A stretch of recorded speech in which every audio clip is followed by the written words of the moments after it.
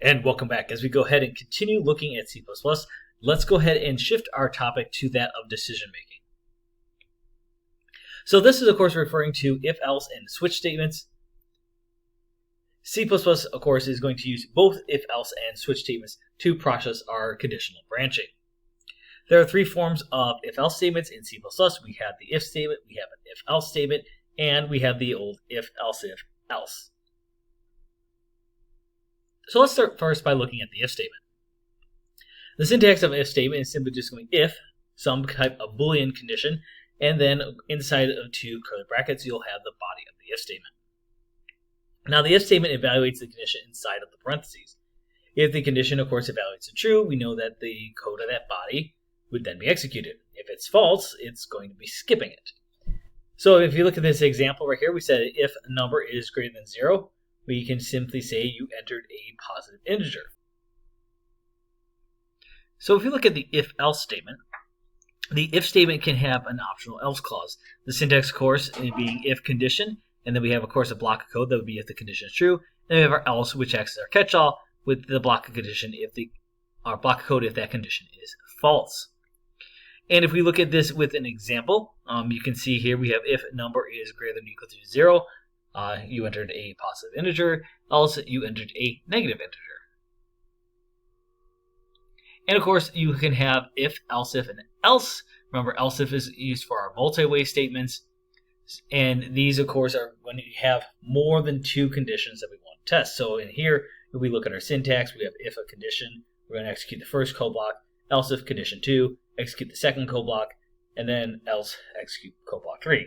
And again, we can have more than just these three too. You could have as many else if statements as you need in order to execute your code. However, the key thing to remember is that just like with other programming that we've looked at, you can only have one if and one else.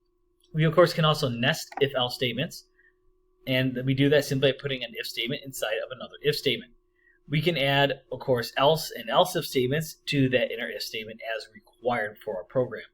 The inner if statements can also be inserted inside of the outer else or else if statements if they exist.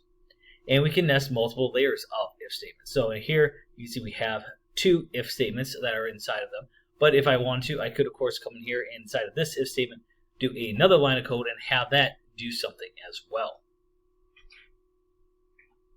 Now, there is a note here on omitting.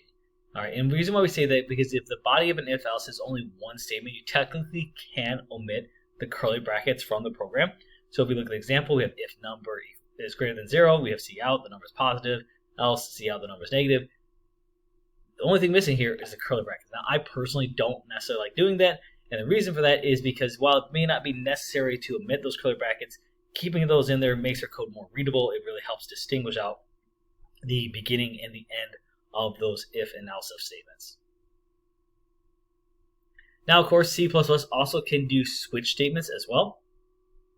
And with switch statements, remember, the key thing to keep in mind is that the expression is evaluated once and compared with the values of each case label. So in this case, we have the switch expression, and remember with the expression that is a Boolean expression. And then we're going to break that down. We're going to have a case with a constant value. So constant value could be things like char, integer, stuff like that. And then we're going to have some type of code that's going to be executed if the expression is equal to it. And then, of course, we close it out with a break it using to indicate the end of that case statement. And, of course, we can have multiple cases in here. We now have to limit to just one. We have as many case statements as we want to have, but then we need to make sure we have our default statement. That default statement is kind of like our else condition. It is our catch-all. What is the code to be executed if the expression doesn't match any given constant? And so let's go on over to Visual Studio and take a look at our example here.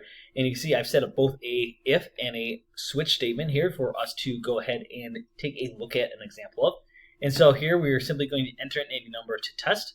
We are then going to use our if, else to see if it is a negative, positive, or 0. And then have a switch statement that's going to look to see if this is odd or even, because we're using the modules too. So we say if it's mod 2, if it is 0, the number is even. If it's 1, we know that it is odd. Now I do have a default here. We say that you broke the number good because we do need to have this here.